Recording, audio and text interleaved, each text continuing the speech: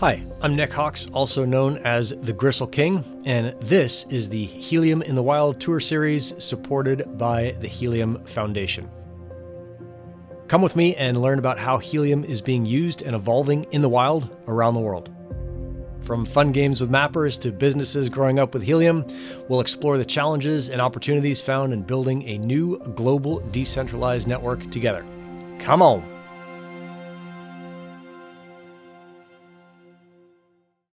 So my name is 𝐄𝐏𝐈𝐒𝐿𝐿, also known as 𝐅𝐸𝐿. I've been in helium since August of 2020 when I discovered it as a non-technical person looking for a solution to find lost paragliders. What I wanted to talk about today is where we are now in that evolution of LoRaWAN and really of figuring out what's going on in the world. Walking down to the Helium Hackathon train today, taking our little secret path in Lisbon, and we'll see what these people hack together. I'm most excited about getting on the right train. Just trying not to fuck this thing up. You ready to get on the train? Ready on the train, I want to ride the train. Somewhere around 1983, if my memory is close enough, is we had really kind of the birth of the internet as we know it now. About 13 years later, we had Hotmail, which everybody could then use, but it took a long time to get going. And the same kind of thing is happening in what we're doing with these sensors and with helium. Where we are right now is just before Hotmail, right? This is not a place where everybody you know is going to be using LoRaWAN or is going to be using helium. So here we are on the Helium Hackathon train. Got a bunch of folks behind me doing their level best to figure out sensors and how they're going to get them on helium and what they're going to sense and count and make sense of. Daniel's walking me through the mappers for Here Be Dragons. So I have like here the mapper number 5 out of 10, and I've been mapping all the way since Lisbon. So you can see here all the points that I managed to get, and it's amazing how the signal is like spot on. It's super cool. So this thing is made by a company called NanoThings. So we're working with Tim and their team to explore use cases for this very thin onboarded tracker. So it's 6 gram and it's almost completely flat. And it's going to work on helium. It's the smallest temperature and sensor on the market right now. So we're exploring the opportunity right now to use it for food delivery services. So in Canada, we have like Good Foods and HelloFresh. If the produce shows up or reaches an excessive a temperature, they can recall that package in real time, so it doesn't show up to a customer. So I have this motion sensor. I'm trying to onboard it to the Helium network. And apparently it's easy, but it's actually not. All right, so we're heading out from the train and going somewhere to see something, and then we'll come back to the train.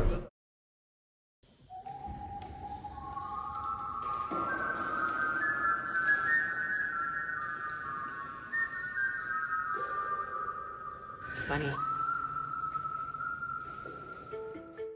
You may not be able to tell from in here where the architecture is pretty ancient, but Tomar is one of the most well-covered LoRaWAN cities in Portugal.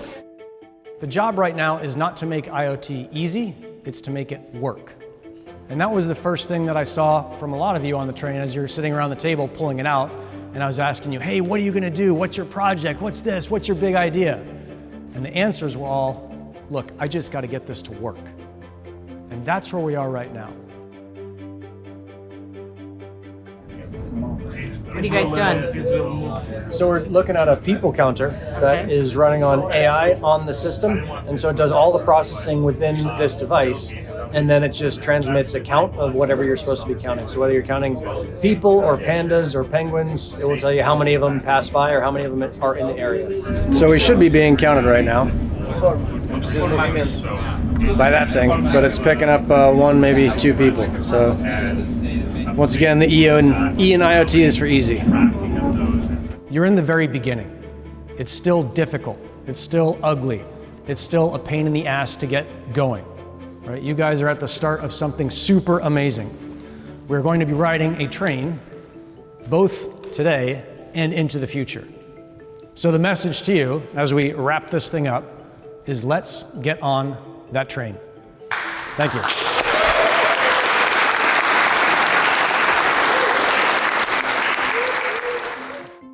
What are you guys doing? We are mapping the world.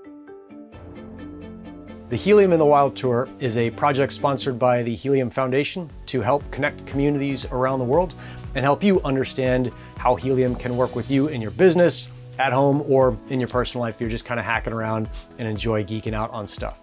Whatever you're doing, however you're interacting with it, my intent with this tour was to make sure that people got to connect with each other, to talk about helium in real life and not just on Discord or the interwebs, and to see and to share all the energy that's going into the helium ecosystem right now. It's a pretty rad place to be.